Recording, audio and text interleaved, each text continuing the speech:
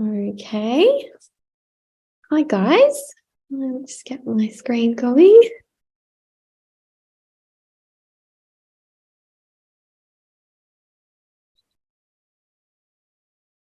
Okay, good. So I know Mike has spoken a lot on social media about ulcers. We talk about the different types horses get. We talk about why it's really important to scope them because they can have ulcers in different parts of their stomach, different severities that require different treatments. But I really wanted to today touch on some of the causes and some of the risk factors that are associated with stomach ulcer development in horses. I'm sure a lot of people are somewhat familiar with some of these risk factors, but I really wanted to give a bit of background and a bit of the science behind some of the causes, maybe dispel a few rumours about some causes.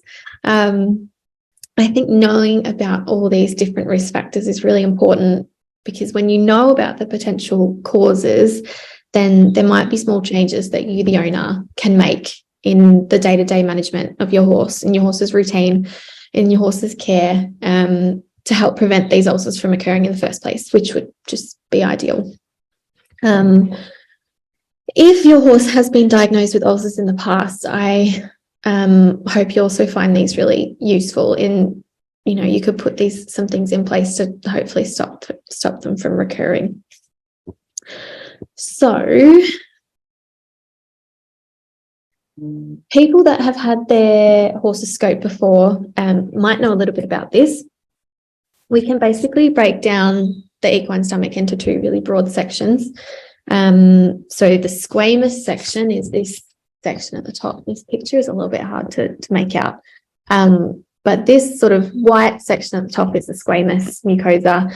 This section down the bottom is the glandular mucosa. This bit is what makes the stomach acid inside the stomach. And our small intestine sort of starts up over on the side here. It's really important to note these two different sections because these days we sort of classify ulcers in each part of the stomach as a different disease process almost. We used to just classify them as gastric ulcer syndrome, but we can really now classify them into two different types of disease. And both of these parts of the stomach get ulcers for different reasons. I'll be sure to clarify when we're going through if there is a particular risk factor that only affects one part of the stomach or both parts of the stomach. A lot of the risk factors are intertwined with each other as well. So breed is obviously one risk factor we can't change about our horse. I would really love people to take a message home that we can't be really certain about a breed's disposition for ulcer development. Every breed has a different job, has a different workload, has a different day-to-day management. Owners have different management styles. There are so many different confounding factors to this that it's really hard to be absolutely 100% certain that a certain breed is more predisposed to having ulcers. I think the European College of Equine Internal Medicine put it pretty well when they said that thoroughbreds might be predisposed to developing squamous ulcers. Ben Sykes did a study in 2019 where he found that warm bloods might be predisposed to developing glandular ulcers. So yeah, it's really, really important to understand how different lifestyles some of these breeds live, and there's a lot of confounding factors to this. So squamous ulcers to start, which you can see some pretty nasty ones on the side here. So I find that squamous ulcers really revolve around diet issues. So not having constant access to roughage, hay, grass, feed in general, Having constant access to food means that this big ball of food forms inside the stomach. And this basically protects the top squamous section, which is generally pretty delicate, from this acid splash. So always having food in their stomach really protects them against these nasty acid splash ulcers you can see. Constant access to water as well. So horses that didn't have one study found that horses that didn't have constant access to water were 2.5 times more likely to develop squamous ulcers than horses that did have constant access to water. A lack of feed prior to exercise. I think this is particularly important for horses doing more strenuous work. So we do have that protective ball that sits inside the stomach when we have constant access to food, but giving your horse a bit of food prior to exercise, particularly lucerne hay, they found to be the most protective. But hay in general provides a really nice mat, protective mat over all their stomach contents and helps stop that acid splash, which is ultimately what causes the squamous ulcers. So lucerne hay, particularly, a lot of studies found to be quite protective. Increased starch and grain intake. The starch I thought was really interesting. Horses fed greater than 2 grams per kilo body weight of starch were 2 times more likely to develop squamous ulcers than horses fed less than this. High amounts of grain in the diet. So a lot of racehorses have a high grain intake. And what happens with the grain is that you don't get that formation of the protective feed ball. It just sort of turns into mush in the stomach. The grain also contributes to volatile fatty acid production. And when you have those swimming around in the stomach, you're also more likely to get squamous ulcers form. Stereotypic behaviours are repetitive behaviours that might happen from boredom or, lack of stimuli, weaving or pacing, that sort of thing. So I think that sort of harks back to stress, but I will touch a bit more on that in a second. So animals that did perform these behaviours regularly in one study were found to be more likely to develop squamous ulcers. The presence of glandular ulcers I thought was really interesting. So glandular ulcers at the bottom part of the stomach, when that part of the stomach isn't functioning properly, because that's the part that's responsible for getting rid of everything out of the stomach, when that part isn't functioning properly, you get delayed stomach emptying. And if you have more contents in the stomach than you should, more acid in the stomach than you should, then you're going to get the acid splash again, causing squamous ulcers. So moving on to glandular ulcers. So you can see this is the pylorus down here. This is the opening to the small intestine, and a really, really common area to get glandular ulcers is around this opening. Horses that were exercised greater than 5 days out of the week were 10 times more likely to develop glandular ulcers than horses that were exercised less than 5 days a week. Ben Sykes found that in his 2019 study. What was surprising was that the intensity or the duration of the exercise on a given day had no effect on ulcer formation at all. Again, the presence of squamous ulcers puts horses more at risk of developing glandular ulcers. Now, stress. There are a lot of different factors that I sort of categorized under stress. So horses with more than one trainer or rider or caretaker, horses with an exaggerated response to novel stimuli, horses being housed in single pens with no other horses, horses with zero contact with other horses, these were found squamous and glandular ulcers, and increased travel, or even just travel in general, cause of both squamous and glandular. I will add another one in here, recent change of ownership as well. So obviously, some of these can't really be easily avoided. If you have a flighty or a stressy horse, you can't snap your fingers and say, make them not stressed or flighty. Horses that are in really intensive training, you can't cut down on their number of trainers or riders or caretakers, because it's not feasible. So stress is the main risk factor here. Internal medicine specialists don't quite know the mechanism of action behind glandular ulcers yet, but they think stress plays a really, really, really big role in them. So they believe high cortisol levels caused from stress are involved in glandular ulcer formation. But yeah, I fully understand that some of these just can't be avoided. So there have been some other risk factors studied and reported. I found it really interesting. One study, they researched the difference between playing talkback radio in a barn versus playing music. And when you played talkback radio, these horses were more likely to get squamous ulcers,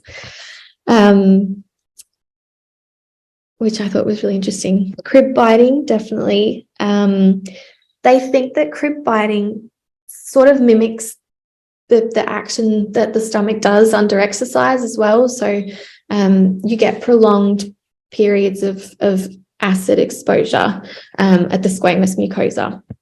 So that's why you're more likely to get squamous ulcers if your horse crib bites. Other things like solid partitions between stables. And a lot of these, I really need to reiterate, were done in Europe, where there's a lot of intensive management of warm bloods, and also in racing stables where horses are stabled for the majority of the day. So solid partitions between stables were found to be a risk factor. Ground feeding versus hay net feeding. They found that horses that were fed out of a hay net were less likely to develop ulcers. And so gelding versus mares, a lot of studies found geldings were more likely to get ulcers, but a lot of studies also found that sex made no difference at all to the likelihood of a horse to develop ulcers. So yeah, it's sort of tenuous. Keeping retired horses as companions was found to be a protective factor for a lot of horses. Non-steroidal anti-inflammatories, so things like bute and flunixin, also known as phenidine. A lot of studies found that an overdose of these drugs, so going over the recommended therapeutic dose, an overdose might cause gastric ulcers. Right dorsal colitis is one of our bigger concerns. It's inflammation of the colon. There is absolutely no evidence found in any of these papers that a normal dosage of non-steroidal anti-inflammatory drug caused gastric ulcers. They actually found that bute was protective against squamous ulcers in polo ponies in one study.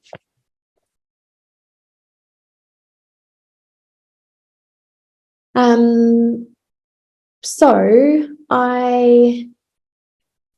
basically, to summarize, squamous ulcers really revolve a lot around diet, nutrition, availability of food. Glandular ulcers really revolve largely around stress. Diet and feeding is pretty easy to tweak, but I think reducing stress in horses could be a several hours long webinar as well. So I won't go too much into that. But yeah, do take bits of this information and put it to good use for your horses. I'd like to reiterate as well that if a horse already has ulcers, then changing some aspects of their management won't fix them. You do need medication for that, generally, omeprazole. If you do think that your horse has ulcers, please don't hesitate to contact us. Both me and Melissa love our gastroscopes. So we are always more than happy to confirm one way or the other if your horse has ulcers or not. I know this is really only a small part of the massive subject of gastric ulcers, but yeah, if you do have any questions about risk factors or causes, let me know. Okay, thank you very much, Dr. Keeley. So I've got a few questions starting to come in, so thank you very much. I think the first question came in there said, can ulcers resolve themselves without medication? I think the answer that, unfortunately, we've shown that they can't. That doesn't happen. So the next question is, how long do ulcers take to develop? I think it's very horse dependent, and also dependent on the type of ulcer that they're getting, and maybe the level of stress that they're under, or the exact thing that is causing the ulcer. I think it's probably hard to say. You can never scope a horse. I mean, it's really hard to scope a horse when they're clean and scope them a certain period of time later and find that they've got all these ulcers. So it is a bit difficult to say. And I think maybe once they get them, they can go on for a long time as well. I think it is. I think that's probably the biggest issue is we don't actually know how long it takes to develop, unless we start it every day, which is probably more likely a stressful event that will cause ulceration. It's very hard to sort of assess that there. The only thing I can think of is if someone went able to do it in humans where they publicly swallow the camera. I don't know if horses, unless with empty stomach, we'd actually see enough to see it. So it's a hard question to answer, but yeah. Not really sure is the answer, unfortunately. We've had a couple more questions coming in, so thank you very much for everyone. Do you recommend scoping regularly for horses that have previously had episodes of gastric ulceration? I think yes, but you have to also take into account whether your horse is showing clinical signs of ulcers, which Mike has spoken about before on social media. It's really hard, I think, as well. I have personally scoped horses that have not shown any clinical signs of ulcers, and there have been ulcers in there. It doesn't happen very often though. So I think we would more say stick to, what you know about your horse. If your horse is showing signs, get them scoped. If your horse has had really bad ulcers in the past, that could be a good idea to have them scoped somewhat regularly, every 6 months, once a year. But look, I find otherwise, just if they're showing clinical signs, then we can scope them. Okay, that's a good answer. So there's a couple of questions we won't sort of touch on because it's sort of quite a detailed topic, and one of those is the difference between treatment with paste versus an injectable product. It's quite a big topic that we might cover. We will probably come back around to gastric ulceration in a couple of webinars, so I'm probably going to leave that for now because it is an individual case variation why we would choose one over the other. Someone's asked, and this is probably a difficult question in many ways to answer, and I'll throw it out to Dr. Keeley. I'll put it on the spot here. What do you think about the stress pastes that are now on the market, and do you think they reduce stress in horses? I've seen Mag-E work quite well for some horses and not others. I don't know if there's a whole lot of research behind some of these stress pastes, and I think they do work differently for every horse, and I could never ever pick one and say yes, this works for every horse. I think sometimes it's trial and error, and sometimes they don't work. I don't know, Mike. I think it's a very hard one. I think it's individual cases. Some horses respond really well to it, some horses don't. So that is, yeah, it's a bit of an issue. Got one question, so we're gonna leave it at one question, and there's some other things that we'll probably not touch on because it will get us sued. Someone's asked about their current horses on treatment with Ulcer Shield and sucralfate. It's meant to be given on an empty stomach, 30 minutes before food. Will the medication work on a horse in the paddock living on pasture? And I'll actually answer this for you. We had a client one day forgot to starve their horse overnight and lock it up, and they pulled it out of the paddock at 7 a.m. and put it in the yard and let me scope it until they told me, and actually that horse was empty. So a lot of horses actually don't eat through the night, and there is some studies coming out showing that horses during the middle of the night won't actually eat much. So look, I think a horse living on pasture, if you can get it first thing before it's had its breakfast, then I think you're fine to treat it. Would you agree, Dr. Keeley? Yeah, I think you'll never ever get a horse on pasture with a completely empty stomach, but that is when their stomach will be as empty as it will possibly be.